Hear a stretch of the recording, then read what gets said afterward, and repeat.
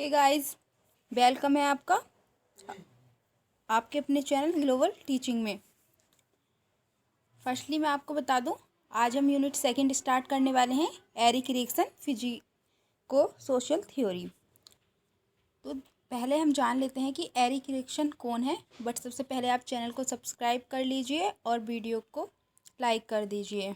और अभी तक अगर आपने चैनल सब्सक्राइब नहीं किया है तो प्लीज़ चैनल सब्सक्राइब कर लीजिए, क्योंकि यहाँ पे बीएड फर्स्ट ईयर की क्लासेस चल रही हैं। तो अब सेकंड यूनिट पर हम आ ही चुके हैं। सेकंड यूनिट कंप्लीट होने के बाद हम सेकंड बुक स्टार्ट करेंगे।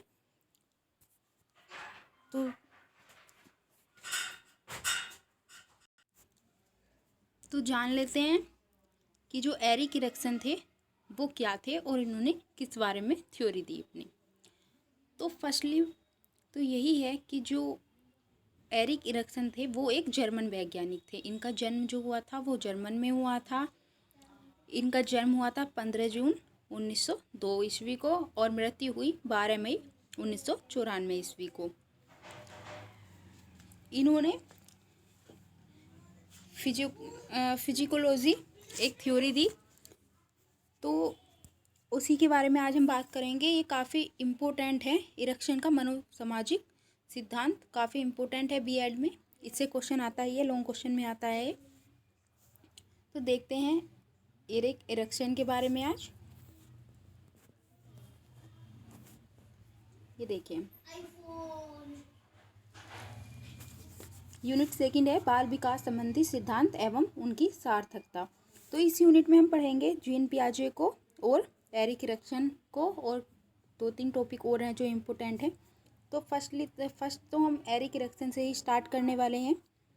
तो देखिए पहले एरिक एरिक्सन के बारे में। ये देखिए, ये थे एरिक एरिक्सन। साइड में फ़ोटो आप देख लीजिए।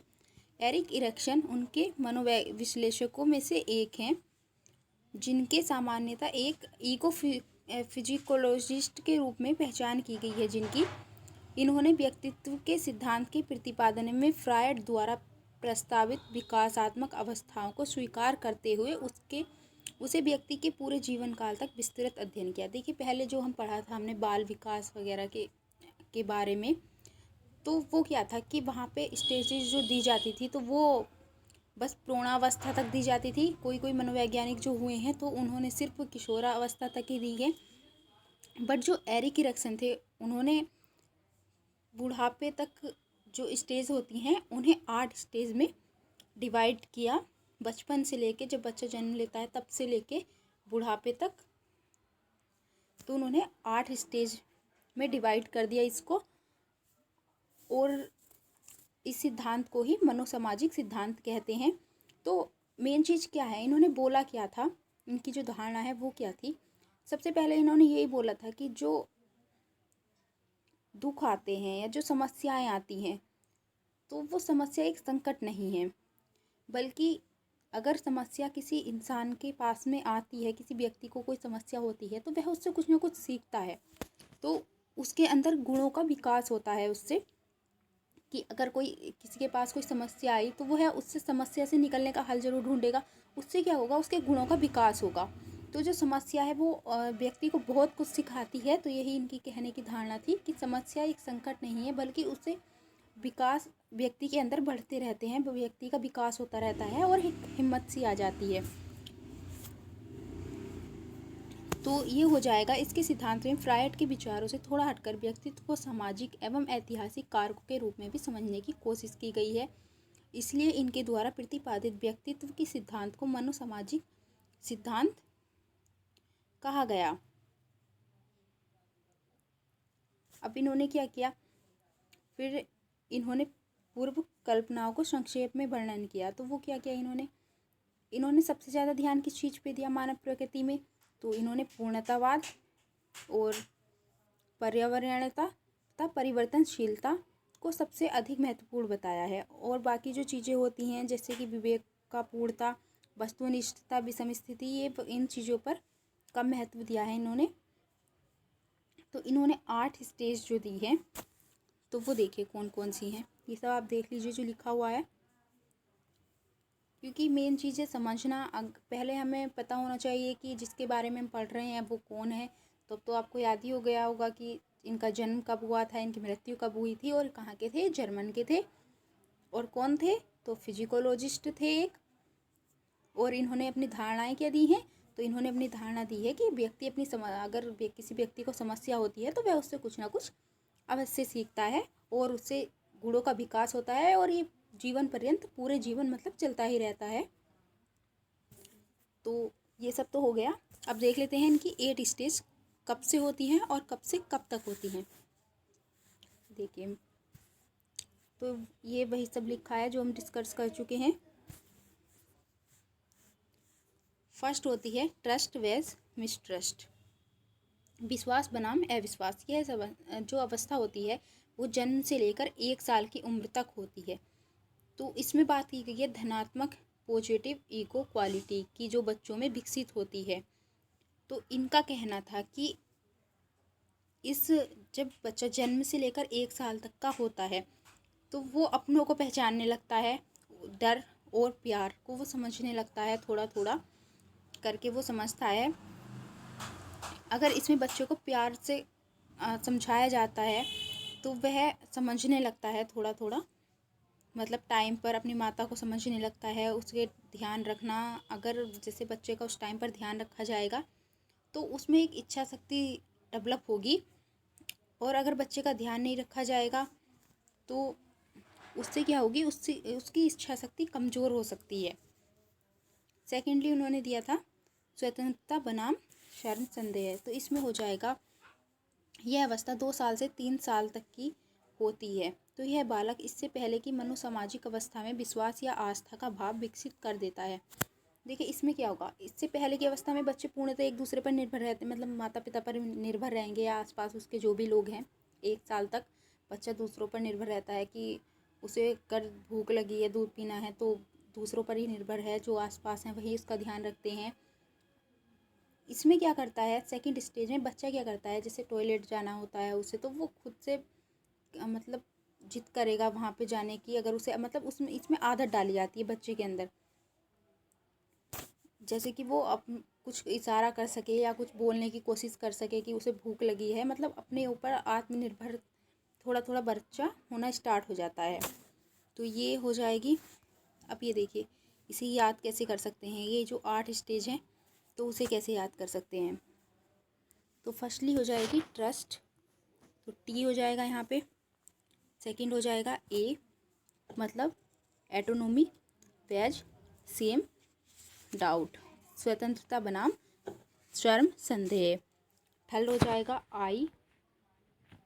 तो अब देखिए थर्ड तो होती है पहल बनाम गिलानी और इंटिनेटिव वेज गिल्ट। सेकंड होती है इंटरेस्टी वेज इनफेरिटी और फिफ्थ होती है identity vs role conflict and six होती है intimacy vs isolation and seventh होती है प्रोडक्टिविटी वेज स्टेनोनेशन और 8 होती है ईगो इंट्रीगिटी वेज डिस्पेयर। तो यहाँ पे आई आता है कितनी बार, 4th बार। तो फर्स्ट तो देखिए फर्स्ट जो है तो वो हो जाएगी ट्रस्ट वेज मिसट्रस्ट, तो टी हो गया। और सेकंड हो जाएगी ऑटोनॉमी वेज सेम, तो ये हो गया ए आ गया उसका। फिर आता है आई इनेटेटिव और सेकंड फोर्थ आता है इंडस्ट्री और फिफ्थ आता है आइडेंटिटी और सिक्स आता है इंटीमेसी। तो यहाँ तक आई आएगा 4 बार, तो TAI और यहाँ पे फोर्थ, तो मतलब कि आई 4th बार आ रहा है। और फिर हो जाएगा पी और लास्ट में आता है, सबसे लास्ट में ईगो इंटीग्रिटी वेज डिस्पेयर, तो ये हो जाएगा ई। तो हम 8 स्टेज कैसे याद रख सकते हैं, तो हमें TA याद करना पड़ेगा, TAI और आई को आप ध्यान रखिए कि 4th बार आ रहा है, और PE, तो टाई PE आप याद रख सकते हैं और आई क्या आ रहा है, 4th बार आ रहा है। तो इससे हमारी 8 स्टेज याद हो जाएंगी। एक बार और देख लेते हैं। टी का मतलब है ट्रस्ट, जो फर्स्ट वाली आ जाएगी। सेकंड हो गई ऑटोनॉमी, थर्ड हो गई इनिटेटिव, और फोर्थ हो गई इंडस्ट्री, सिक्स्थ हो गई आइडेंटिटी, एंड सिक्स आएगी इंटीमेसी, एंड फिर आई आ जाता है तो इसका मतलब हो जाएगा प्रोडक्टिविटी, और एट आ जाएगी ईको। तो आप याद रखें टाई पीई और आई आता है फोर्थ बार, जो मिडल में है तो वो आएगा फोर्थ बार। तो आपको ये 8 स्टेज स्टार्टिंग से तो याद ही हो गई होंगी। अब देख लेते हैं इनमें है क्या क्या। तो हम 2 स्टेज तो कवर कर चुके हैं, चलते हैं थर्ड पे।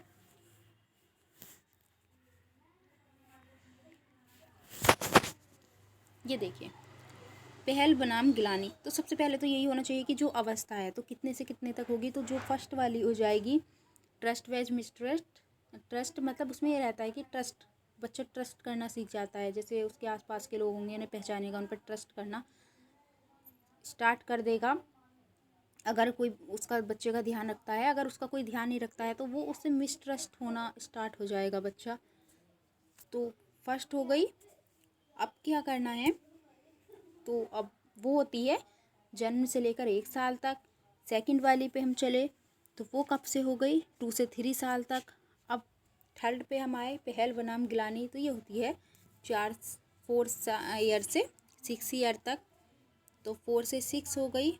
और तो इसमें क्या होता है, यह वह अवस्था होती है जिसमें बच्चों की सामाजिक दुनिया उससे सक्रियता एवं पहल करने की एक तरह की चुनौती प्रदान करता है। उन्हें दूसरों के कार्य में आनंद आता है, नई नई जवाबदेही को निभाने में भी आनंद आता है। मनोसामाजिक विज्ञान की विकास की है पहली अवस्था है जहां बच्चे पहली बार आस्था करते हैं। उनकी गिनती भी एक आदमी के रूप में की जाती है, उसकी ज़िंदगी का भी एक विशेष उद्देश्य है। जब माता पिता द्वारा बच्चों को इस अवस्था में घर के बाहर सामाजिक कार्यों में हाथ बटाने से रोका जाता है, या वो करना क्या करता है, वह कोशिश करने लगता है काम करने की। मतलब 4 साल से 6 साल तक वो काम करने की कोशिश करता है। और मेन पॉइंट क्या होता है इसमें कि बच्चा स्कूल जाने लगता है, तो वो है स्कूल जाना स्टार्ट कर देता है इसमें। और फिर चलते हैं फोर्थ पर, तो ये होती है परिश्रम बनाम हीनता। मनोसामाजिक विकास की यह चौथी अवस्था होती है। तो ये होगी 11 से 12 साल की आयु। इसमें प्रथम बार बच्चे औपचारिक शिक्षा के माध्यम से संस्कृति के प्रारंभिक कौशलों को सीखता है। मतलब कि वह चीज़ें सीखने लगता है, क्योंकि वह स्कूल जाने तो पहले स्टार्ट हो जाता है, तो वो और ज़्यादा चीज़ों को सीखने लगता है, याद करने लगता है, खुद से आस पड़ोस में घूमने लगता है, परिश्रम करने लगता है। तो यही सब चीज़ें इसमें हो जाएंगी। फिफ्थ हो जाएगा अस्तित्व बनाम भूमिका। तो ये 19 से या 20 साल की आयु होती है, 12 से 19 या 20 साल की। तो इसमें वह क्या करता है, पहचान करने लगता है दूसरों की, सही गलत के बारे में सोचने लगता है। तो इसमें यही सब हो जाएगा कि आप देख लीजिए। ये देखिए 20 से लेकर 6 अवस्था है, ये 20 से लेकर 30 साल की आयु होती है। इसमें शादी वगैरह होने लगती है, 20 से 30 साल में शादी वगैरह होने लगती है। तो यही सब है कि संबंध स्थापित करने लगता है। 7th हो जाएगी 30 से 65 की आयु। तो इसमें अगली पीढ़ी के लोगों के कल्याण तथा साथ ही उस समाज के लिए जिसमें वे भी लोग रहेंगे वो उन्नत बनाने की चिंता से होता है। मतलब कि वह अपनी कुछ इकट्ठा, जैसे पैसा वगैरह भी इकट्ठा करना स्टार्ट कर देता है और अपने अगली पीढ़ी के बारे में सोचने लगता है। तो इसमें वही सब हो जाएगा। फिर आ जाता है बुढ़ापा। तो ये 65 वर्ष से मृत्यु तक की अवधि को कहा गया है। तो अब देख लेते हैं लास्ट बार कैसे करना है। ये देखिए फर्स्ट था ट्रस्ट वेज मिसट्रस्ट। तो ये कब से हो जाएगी, 0 से 1 ईयर की एज। सेकंड कौन सा था, सेकंड था एटोनॉमी वेज सेम डाउट। तो ये कब से हो जाएगी तो ये हो जाएगी 2 से 3 ईयर। फिर आएंगे हम इनिटेटिव वेज गिल्ट, तो ये कितने की एज हो जाएगी, ये हो जाएगी 4 से 6 ईयर। चलते हैं नेक्स्ट पर। फिर है आइडेंटिटी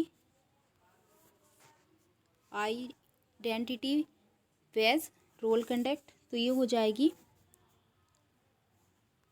12 से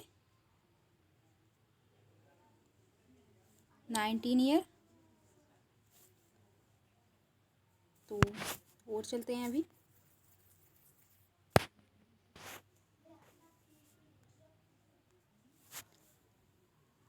तो यहाँ हो गई है हमारी। अब आते हैं हम, तो 5th हमारे हो चुके हैं, 6 पर आते हैं। तो 6 वाली हो जाएगी हमारी इंटीमेसी, तो ये हो जाएगी हमारी 20 से 30 ईयर। फिर हम चलते हैं प्रोडक्टिविटी वेज स्टैग्नेशन, तो ये हो जाएगी हमारी 30 से 65। फिर लास्ट आती है हमारी ईगो, तो ये हो जाएगी इंटीग्रिटी वेज डिपेयर, तो ये हो जाएगी 65 से मृत्यु तक की, ठीक है, एंड तक की जो भी होगी तो वह ये हो जाएगी। तो आपको ये टॉपिक क्लियर हो गया होगा, तो चैनल को सब्सक्राइब कर लीजिए और वीडियो को लाइक कर दीजिए। और अगले लेक्चर में हम पढ़ेंगे कि जीन पियाजे कौन थे, उनके बारे में उन्होंने कौन सा सिद्धांत दिया। तब तक के लिए थैंक यू।